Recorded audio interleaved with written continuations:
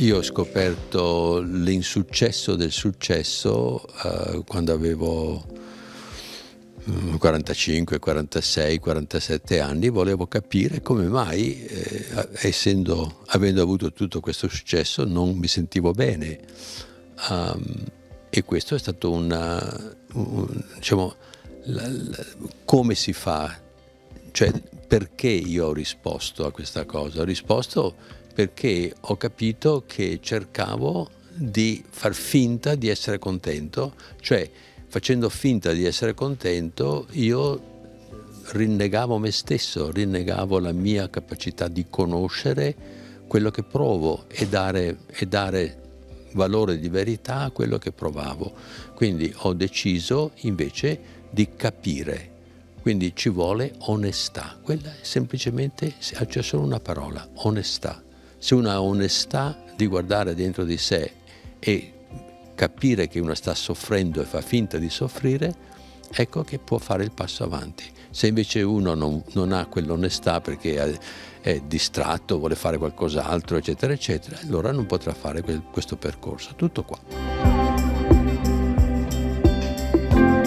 Cosa significa contribuire al bene civico della comunità con Fagin qui presente con noi a Legnago?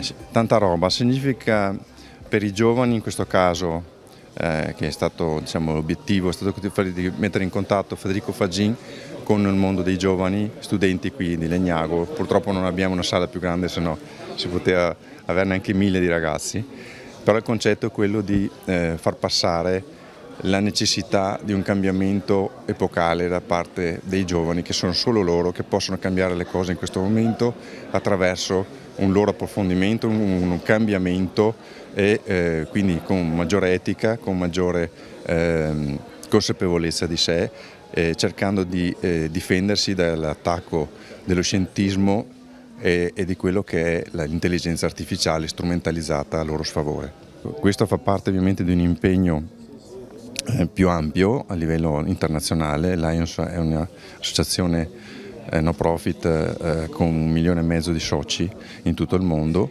e noi nel nostro piccolo contribuiamo a dei progetti fatti proprio per il mondo dei giovani.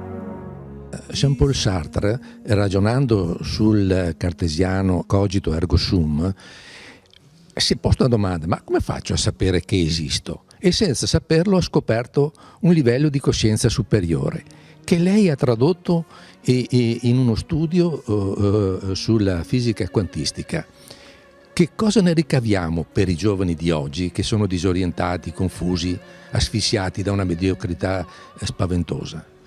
Quello che ne ricaviamo è che studiando quello che dice la fisica quantistica e studiando che cos'è la coscienza si capisce che bisogna partire dall'esistenza della coscienza e anche del libero arbitrio, che quasi tutti nella scienza dicono che queste cose non esistono, cioè la coscienza esiste ma non è molto importante, quello che conta è quello che fa il cervello e il libero arbitrio non esiste, ma partendo da lì si può spiegare che la fisica quantistica deve avere le proprietà esattamente quelle della coscienza e del libero arbitrio. Ci vorrebbe troppo tempo per spiegarlo, ma comunque questo vuol dire che noi non siamo macchine come siamo stati descritti dallo scientismo, ma siamo invece esseri di luce, siamo campi quantistici che possiamo conoscere noi stessi attraverso il corpo, che non è quello che siamo. Quando il corpo muore noi continuiamo ad esistere come campi che non esistono nemmeno nello spazio-tempo. Sembra una favola, ma invece se uno studia la fisica quantistica capirà che questo è molto più vicino alla verità di quello che dice oggi lo scientismo, che nega che ci rimanga qualcosa di noi quando il corpo muore. Però i giovani che vengono al mondo non hanno nessuna responsabilità del mondo che trovano. Trovando un mondo che è dominato dallo scientismo, in ultima analisi crescono con una deviazione e con una imperfezione rispetto alla loro completezza.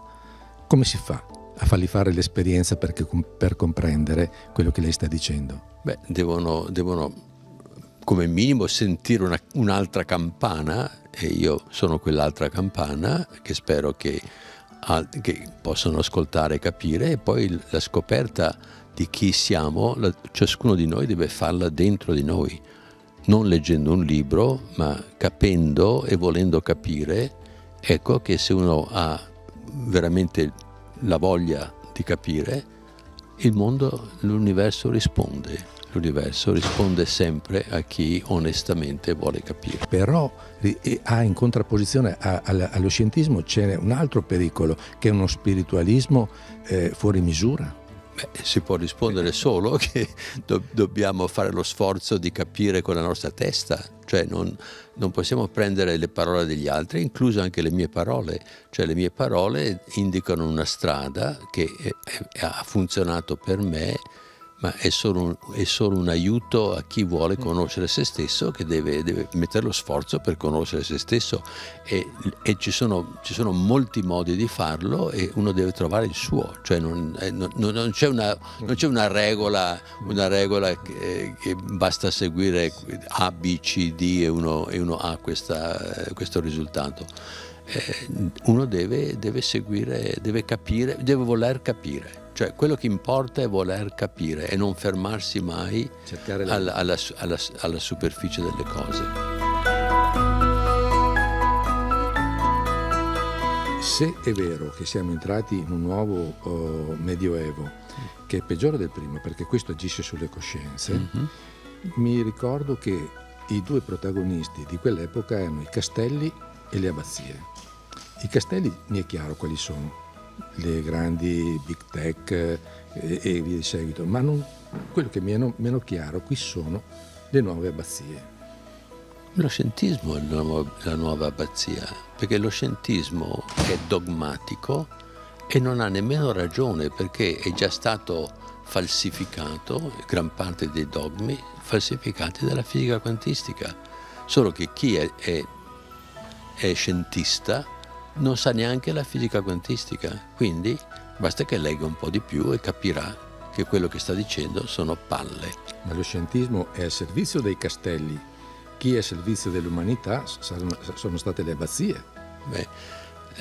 Cioè ogni religione è al servizio di se stessa, quindi lo scientismo è al servizio di chi crede in quello che predica.